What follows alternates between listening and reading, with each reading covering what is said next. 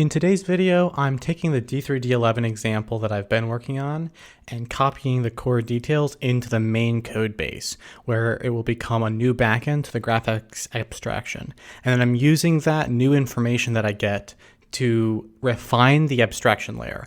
On my first pass of the abstraction layer, I only had an OpenGL backend, and so I had a few functions here and there that didn't involve OpenGL calls directly, but I didn't have any way to be sure that it wouldn't be slightly different under a D3D implementation. So now that I have that, I'll be able to answer certain questions, and I'll also be able to get a feel for how much code different parts of the different layers are going to have, and therefore how I want to sort of lay out and organize the layers inside the actual file structure and the naming scheme and things like that. So we're going to go through all that today.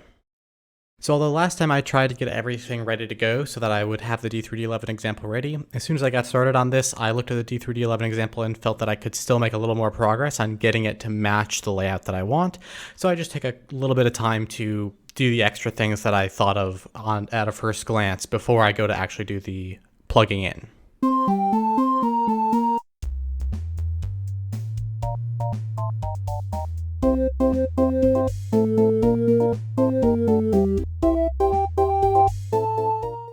Next up, I want to start getting this D3D11 stuff into the core code base. The first step I'm going to do is sort of a write the usage code first thing, which is the same thing I did in the OpenGL case. So I'm going to write up an API for a D3D11 layer, and I'm going to write some code in main that calls that API, and it will all work except for the fact that there will be no implementation until a little bit later. Now, what I'm doing here might be kind of surprising. I'm making a D3D11 layer with a different API from the OpenGL layer. So the thought you might be having is, how is this an abstraction of the graphics system? And the answer is, I'm not trying to abstract away the graphics API, at least not yet. Right now, the goal is to abstract away the operating system. And there are a bunch of different ways I might need to abstract away the operating system. For one thing, I need to abstract away the operating system in creating windows and handling details of windows like size, position, and title. And I also need to abstract away things about the OpenGL initialization, which works differently on different operating systems. Now, technically, I don't need this for the D3D11 API. There's only one operating system I can ever be on with D3D11, and that's Windows. The D3D11 API isn't available on any other operating system. So it's a little bit silly to abstract away an operating system, but leave in the assumption of D3D11. But nevertheless, I'm going to pretend like that's what I need to do, because I want to make everything match the way the OpenGL one is set up right now. Later on, I might do a refinement pass where I sort of simplify the organization of the D3D11 layer so that it can leak out the Win32 assumptions and just say that we always assume D3D11 has a Windows Win32 API available to it at the same time. But for now, I'm going to play the game of completely abstracting away the operating system in all of these layers just to keep things parallel and not have exceptions, because that will make it easier to remember how everything is laid out in my head. I won't have to think about the differences between things. It will mean that I'm sort of overcomplicating the D3D11 abstraction, but making the most refined, smallest thing can be another pass. Right now, I want to keep my focus on making an abstraction layer for the operating system details. Next up, I start copying the implementation details, which I have in my D3D11 example, into the sketch that I made for the API. Along the way, I make some tweaks to the API because the implementation details don't quite match the API I sketched, which is okay because I have example code of the usage side already in place, so I can sort of tweak everything in together at the same time and figure out an API that makes sense for both the usage code and the implementation. At this point, I'm also starting to spot the places where code is in the wrong layer. So as I'm going, I'm taking notes about things like where there's too much duplication or where I really want something to use a shared handle type, even if it's across different layers. And so it's sort of not appropriate for those layers to define the handles, things like that. And I'm making notes about what I need to fix about the overall structure of all of these APIs and how they relate to each other. And I'm deferring that until after I've got the basics up and running for the D3D11 example. But once we've got this working, we have to go through and start actually using the information that we got from putting both of these constraints on the table to refine the API. That was the whole point of this exercise. So for now, we're just trying to get the implementation ready. But what we're really doing here is getting those notes about what we need to fix about the organization of everything.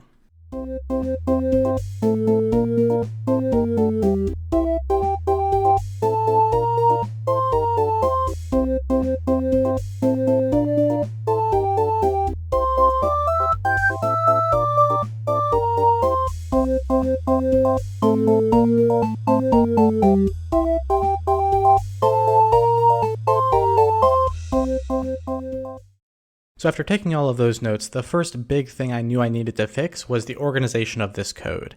I really needed a place where all of the graphics layer relevant stuff could go, and I had already split it up so that there was one layer called OS_GL and one layer called OS_D3D. So I sort of had two layers at the top of my code base that were both about graphics, and they were both about, and each one was about a different API. And that meant I was going to need another layer for stuff that was about graphics that wasn't about any particular API, and there would start to be an accumulation of many layers at the top level of my code base that were all about graphics without anything actually binding them together. So I decided I needed to take where things were going, which was lots of small layers, and sort of group them together into one bigger layer with sub-layers.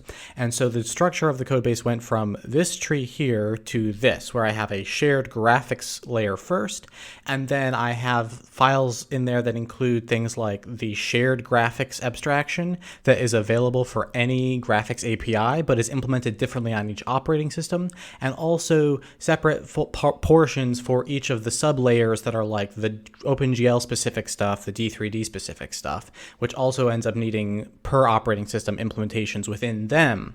So it's a little bit much, but you have to pick some way to put everything together, and I thought the most important thing was that first of all, at the top layer, all of the graphics stuff would be in one place, and that next to that, the next most important thing is that I have separate layers for each major graphics API.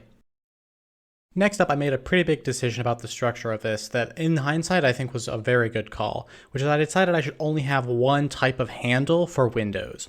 And now I want to be clear about what I mean by that. I could have gone a route where each of these different graphics API layers is responsible for defining a window handle, and then the create window function is defined by that layer and gives you a handle of that type. The problem this would have made is there are a lot of things that you want to do with Windows that are the same no matter which graphics API you're using.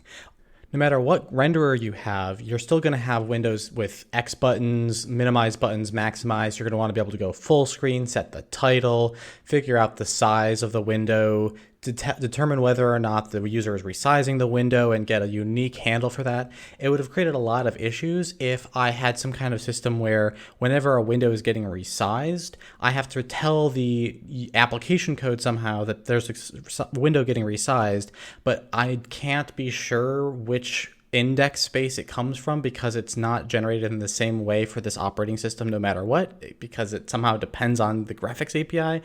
It would have just led to issues.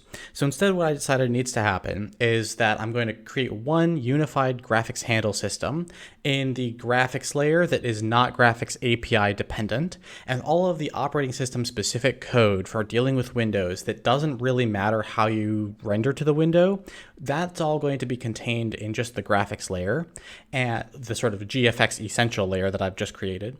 And then instead of creating a window for D3D or creating a window for OpenGL, once I've got a window, I can equip a window with one of those renderers. So I'll only be able to equip a window with one of them, and which one I equip it with will be as if I had created the window in that layer in the old way it was organized, right? So the way it was before was I was creating an OpenGL window in particular, and then when I, for instance, wanted to show that window, I had to use the OpenGL version of show window.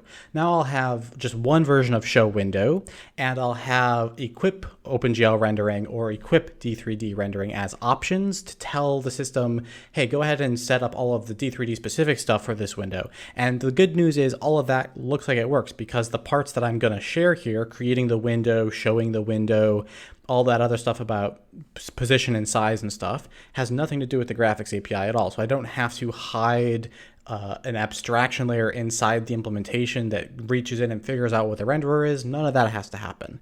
I'm basically just organizing the API abstraction according to which assumptions I actually need to make in order to successfully implement that feature. And I think that that's going to make this pretty tight and easy to deal with in the long run. As you'll see in just today's video, it works out pretty nicely for these details.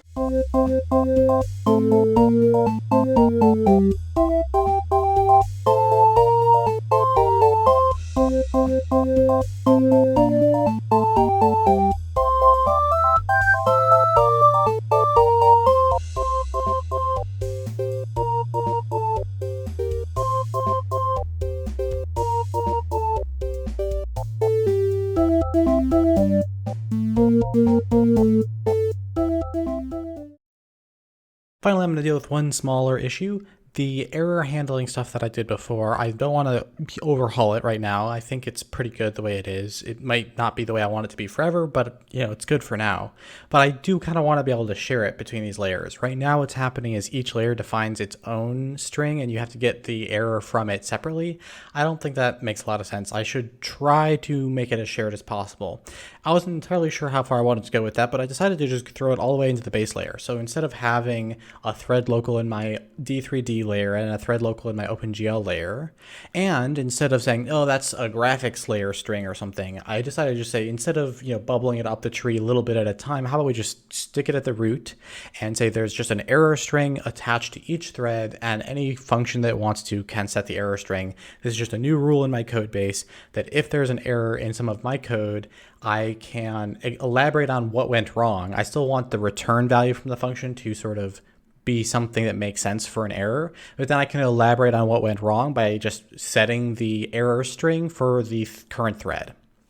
So that's what I'm doing here. I'm throwing in the error concept into the base layer, and I'm rewriting the existing graphics layers to set the error string from the base layer, which were previously wired up to set their own internal error strings.